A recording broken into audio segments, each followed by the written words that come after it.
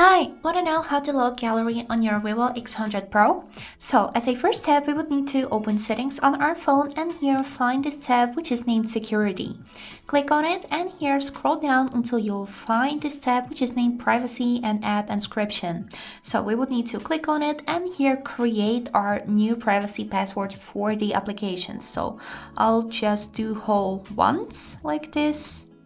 And after this, we would need to verify our new password by entering it once more. Now, as a next step, we would need to set our security questions.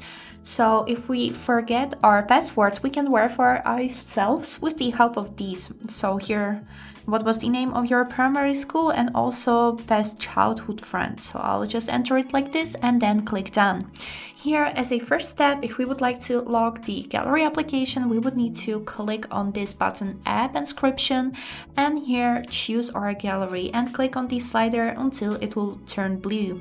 Now our gallery is logged and let's test it. So I'll try to open gallery and as you can see, albums is encrypted. Please enter the privacy password and only after entering the password we would be able to see the gallery. And this is it. I hope this video was helpful and thank you for watching.